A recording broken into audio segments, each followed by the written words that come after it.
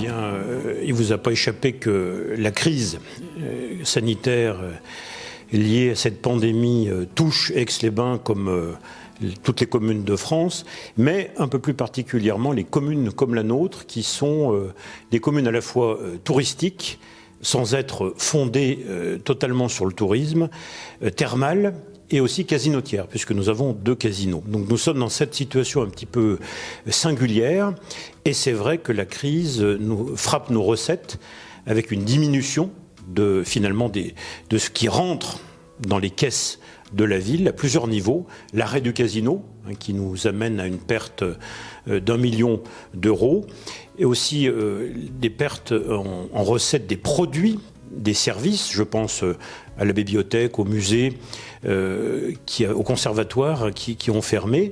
Pour le tourisme, au centre des congrès, au théâtre, dont les annulations ont malheureusement rythmé la vie culturelle et de congrès de la ville.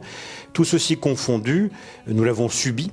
Mais nous avons aussi eu une politique volontariste, la volonté, le choix de soutenir l'économie, de soutenir le commerce, de soutenir les entreprises, de soutenir la vie associative. Et donc, au travers des 2 confinements, le stationnement a été gratuit.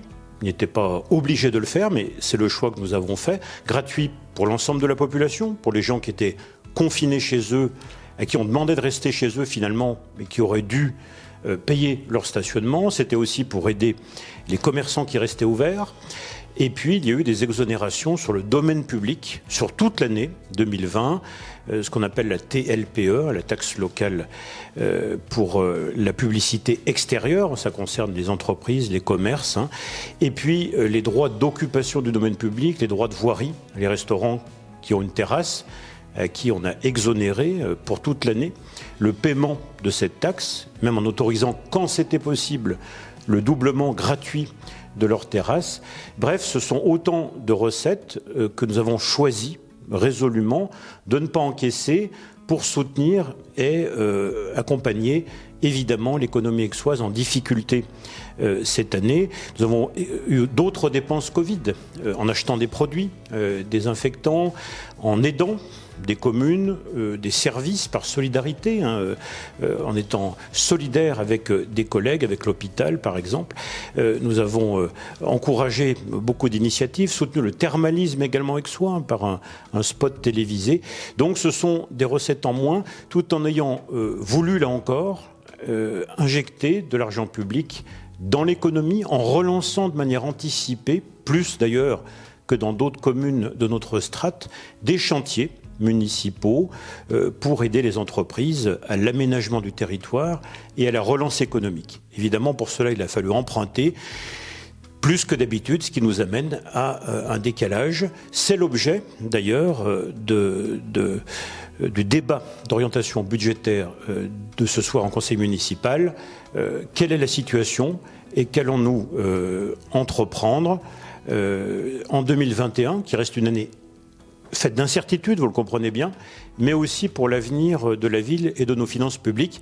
C'est la raison pour laquelle j'ai demandé au cabinet Klopfer, qui est un cabinet reconnu, expert en finances publiques, d'analyser de 2014 à aujourd'hui les finances d'Aix-les-Bains en étant tout à fait transparent et objectif, compte tenu de cette situation de crise exceptionnelle, inédite, brutale, mais que nous devons maîtriser pour l'avenir d'Aix-les-Bains. L'année 2020 a été compliquée pour tout le monde.